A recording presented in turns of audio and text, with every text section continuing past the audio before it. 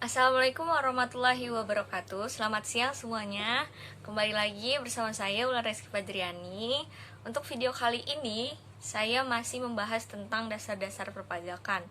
Namun untuk video kali ini adalah video part keduanya dari video sebelumnya. Nah, bagi teman-teman yang belum nonton video sebelumnya, nanti saya taruh di deskripsi ya linknya ya. Jangan lupa nonton guys sebelumnya. Nah, langsung aja kali ya ke materinya. Oke, happy watching.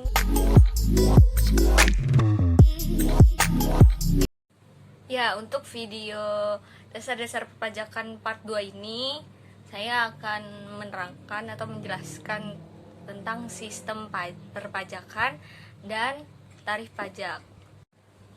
Ya, di sini ada 4 prinsip pemungutan pajak menurut Adam Smith.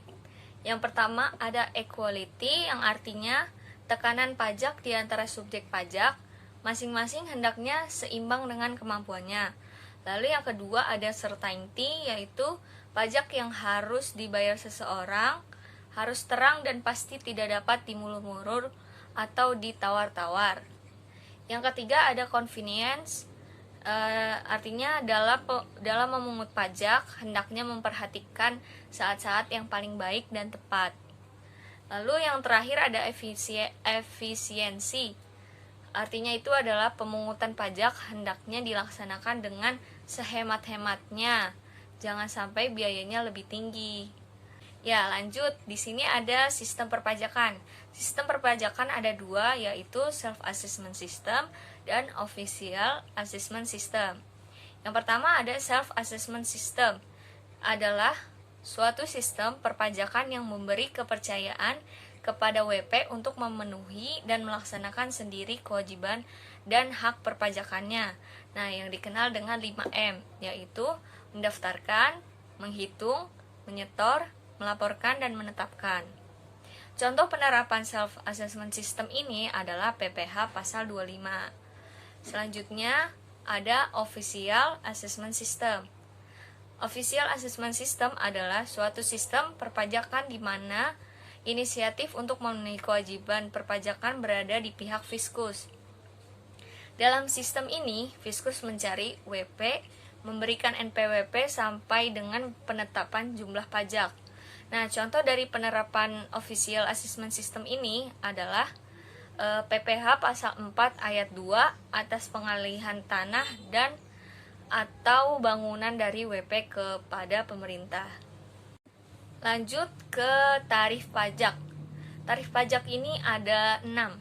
Pertama, tarif lump sum atau spesifik atau tetap, yaitu suatu tarif yang berupa suatu jumlah tertentu yang sifatnya tetap dan tidak dipengaruhi oleh jumlah dasar pajak, objek pajak maupun subjek pajak. Contohnya adalah bea materai. Nah, yang kedua ada tarif proporsional, yaitu tarif yang merupakan sebuah presentasi tunggal yang dikenakan terhadap sebuah objek pajak berapapun nilainya. Contohnya itu adalah tarif PPN 10%. Yang ketiga ada tarif progresif atau presentasi meningkat, yaitu tarif ini berupa presentasi yang meningkat seiring dengan meningkatnya jumlah yang dikenai pajak. Dan penerapan tarif progresif ini dalam PPh tidak dilakukan secara absolut atau flat rate, melainkan dilakukan secara berlapis atau bracket rate. Nah, di sini kan ada tuh penghasilan kena pajaknya sampai dari 50 berarti 5%, di atas 50 juta sampai dengan 250 juta 15%. Nah, semakin penghasilan kena pajaknya semakin tinggi, maka tarif pajaknya akan semakin tinggi juga. Itu tentang tarif progresif. Lanjut ke tarif degresif. Ini kebalikan dari tarif progresif yang atau presentasinya menurun. Tarif ini berupa presentasi yang menurun seiring dengan meningkatnya jumlah yang dikenai pajak. Ini contohnya ya. Contohnya penghasilan kena pajaknya sampai dengan 50 juta berarti tarif pajaknya 25%. Di atas 50 juta sampai dengan 100 juta jadi 15%. Jadi dia tuh menurun presentasinya.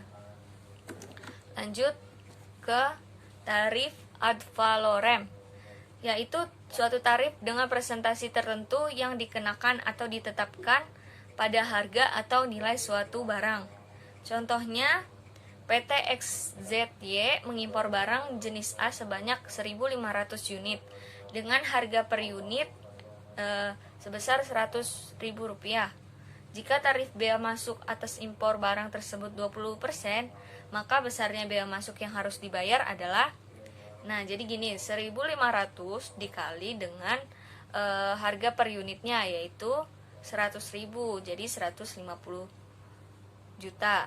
Tarif bea masuk 20%, maka bea masuk yang harus dibayar adalah 20% dikali dengan nilai barang impor sebesar 150 juta. Jadi tarif bea masuk yang harus dibayar adalah 30 juta. Itu contoh dari tarif ad valorem. Lanjut, yang terakhir ada tarif spesifik, yaitu tarif dengan suatu jumlah tertentu atas suatu barang tertentu atau suatu satuan jenis barang tertentu.